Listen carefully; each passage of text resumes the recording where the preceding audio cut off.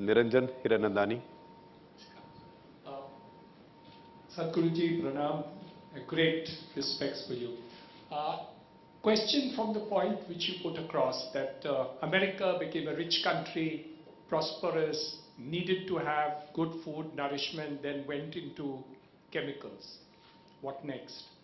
And on a personal event, just to keep that on one side and ask you a relevant question, I've achieved in my life a lot of success in terms of my business, prosperity, charities, giving, whatnot. What next?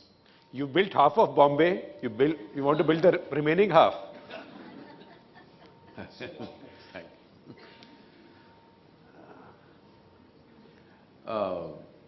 United States has moved from very hard work, 2-3 generations worked very hard to build that nation and made it into a great nation,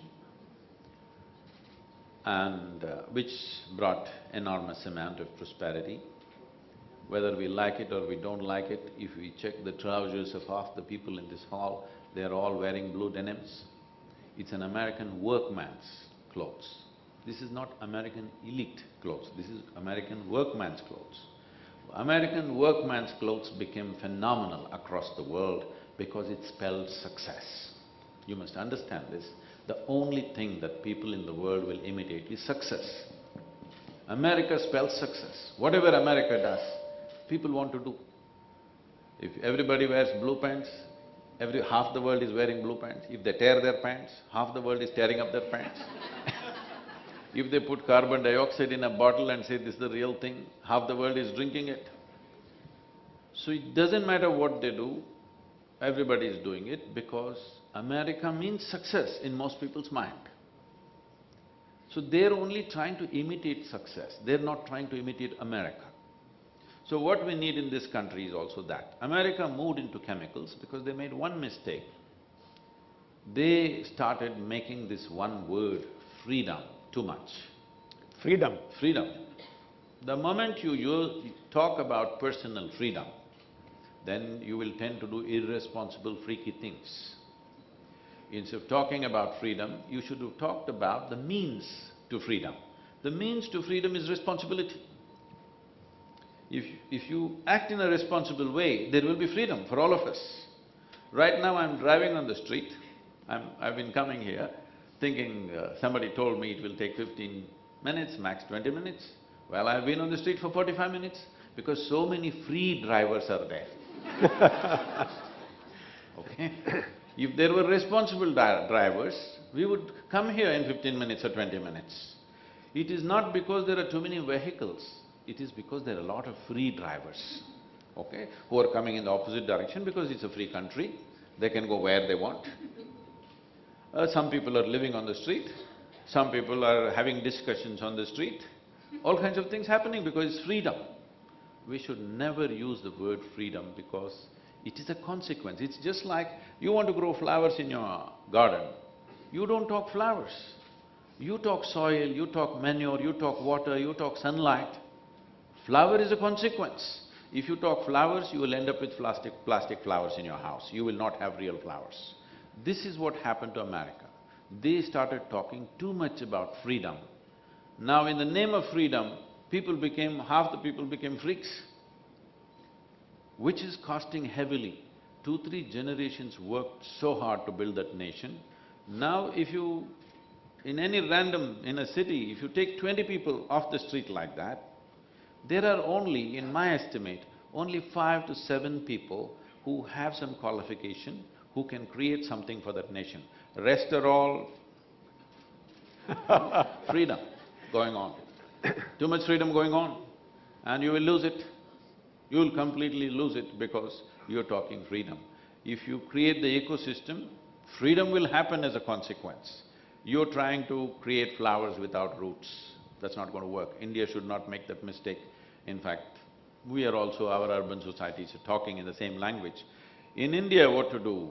I have achieved material success. See, you must understand this. If I have to put it into very fundamental interpretation of this, your success in your commercial activity or your professional activity essentially means largely one large segment of that. There may be other element to it. Large segment of it is you have handled your survival process, okay?